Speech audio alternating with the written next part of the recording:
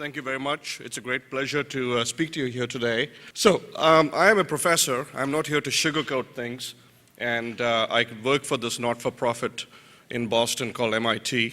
And I'm here to tell you a little bit about peeling back what is the reality in developing countries and BRIC countries. But in peeling back the layers, I feel that you will see more value. So this is Bombay as we know it today. It's a very modern city. It's spectacular. You peel it back a little bit, and behind that is Dharavi. Dharavi is the largest slum in the world. It is there. You cannot avoid it. We don't want to talk about it, but it's there. But I tell you there's value there. I'm going to talk about that next. If you go inside Dharavi, you have this. This is a very poor part of the world. And if you go inside that, you start seeing hope, and you start seeing true capitalism in a way that is inspiring. So please watch this.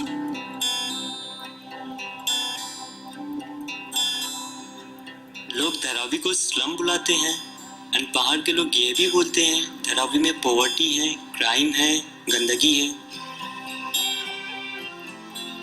I was born in Dharavi.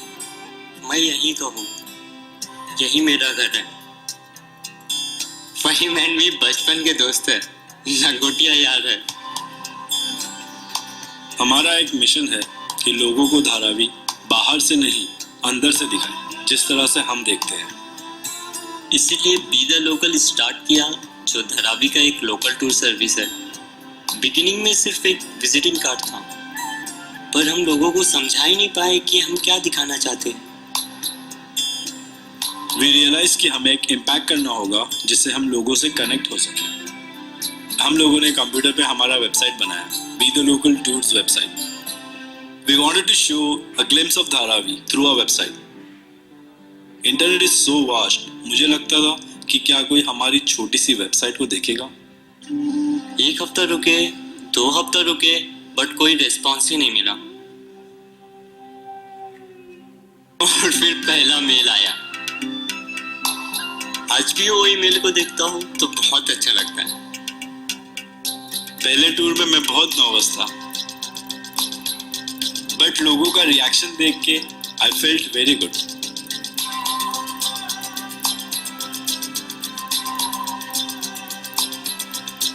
हमारे यहाँ जब visitors आते हैं तो उनको यकीन नहीं होता है कि एक स्लम में इतनी सारी इंडस्ट्रीज हैं, सब एक साथ।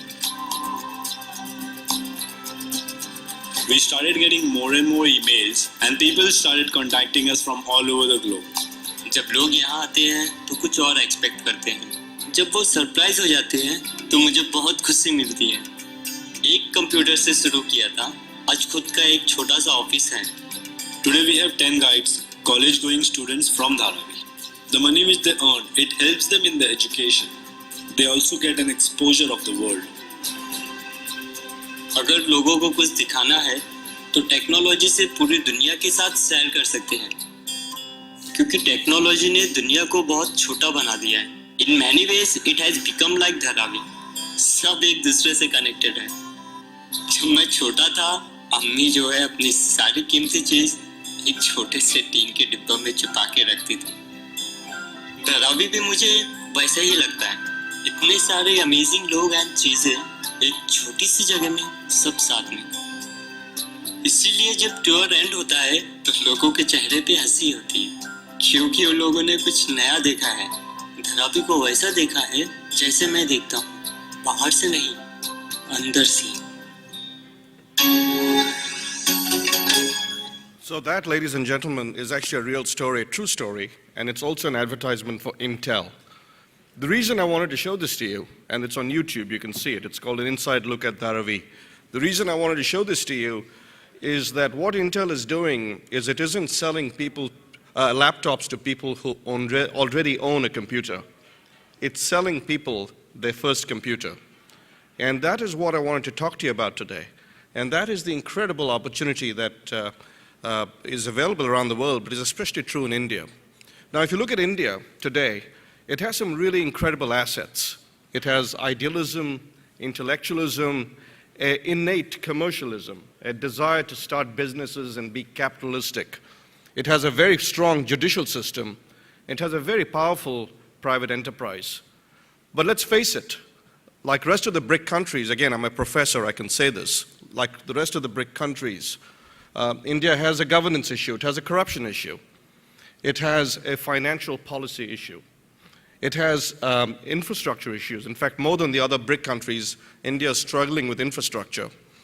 And it has the politics of subsidy. It's a democratic country, and it is in a bit of a spiral of subsidies. But the most important thing is only a fraction of India is connected to the outside world. The other fraction is getting connected as we speak. And that is the incredible opportunity that we have in front of us. And there's a paper written by my wife, actually, Dr. Gitanjali Swami, that's coming out that talks about some of the liabilities, but also some of the opportunities. Now, if these are the liabilities and opportunities, how does one go about taking advantage of them? You see, if you think about the population tree of India, you have people who are very poor, people who are somewhat poor, people in the middle class, and people who are, rich. And this picture shows the population tree as of 10 years ago, today, and 10 years from now. So what is happening is that more and more people are going from the deprived category to the aspiring category as we speak. Now, a lot of what we see in the outside world is India seen outside in. We see the big corporations and the investments and the returns and numbers like GDPs and GNPs. But much of the Indian economy is informal. Some estimates 15%, some estimates say 50%. Certainly most of the population of India works in the informal sector. They don't show up in metrics, and they barely ever show up in foreign direct investment, or they haven't, and that's about to change. And the point I want to make is that investing in these folks as they come up presents just incredible volume opportunity. So what I mean by that is that it is tempting to invest in this class, which is the middle class as it's growing. But in fact, a lot of the growth is going to occur in the next 10 years in the bottom class. And let me explain how that is going to come about. There's actually a fantastic study written by two authors, Mishra and Shankar, from Credit Suisse First Boston. They call it India's Better Half, the informal economy. And they make some very interesting points. So for example, let's take roads. It turns out that only a fraction of India's roads are villages are connected by roads. But the moment a village is connected by a road, it changes completely, and land values in the village start rising. And that is a very sustainable, not a bubble, it's a very steady growth of wealth for the individuals who live in the village.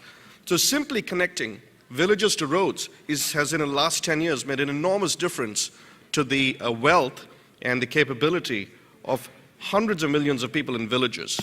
Phones is another one. Of course, this has happened completely through the private sector. Mobile phone penetration in India is very high, and in fact, you can take it for granted. We're done there. But there are three other things: power, electrification. So solar cells, for example, for rural electrification, because sometimes it's more expensive than to build a grid, gas and water. These 5 things together, what they do is they increase the reach of these disconnected populations in villages. The moment you do that, and there are now study after study that shows this, what happens is that the land becomes more valuable. As I said, it's not a bubble, it's a steady growth. And then higher value produce becomes possible. So now you can produce not wheat or rice, but you can produce cauliflower or potatoes. And because you have roads, you can transport them. But then the next thing happens, which is you can start producing actual artifacts. Manufacturing can come into the village, and that's a very tremendous transformation. And so already in India, you're seeing villages that have been electrified, which are connected by roads, start this transformation. And you see a fairly substantial increase, a very rapid increase in the living standards there, and that leads to high consumption and greater wealth. And that is the challenge and the opportunity that investors, in my view, will start seeing in the next few years. And in fact, that's where we should start looking. I'll just make one very simple point, and then I'll end my talk with one more slide. There's an incredible study that came out of Harvard University. Although I'm from MIT, I sometimes say good things about Harvard University. But this study, what this is the state of Kerala in South India. And what would happen is, that is the sea on the west side of Kerala. Fishermen would go out to fish. They would catch their fish, and as they headed back to shore, they had no idea which port to go to sell the fish. And so there was a lot of inefficiency. And what Professor Jensen did was, he studied what happened when these fishermen got cell phones. And what you see is tremendous. Cell phones arrived in the top region, in the upper half of Kerala. And you can see immediately the price of fish stabilized. And so it took all the uncertainty out of the arbitrage that comes with taking your catch and getting maximum value out of it. And then in the middle portion of Kerala, because you have reception out for about 50 miles, in the middle portion of Kerala, the cell phones came a little bit later, and you can see immediately that the variation in prices stabilizes and prices become much more predictable and dependable.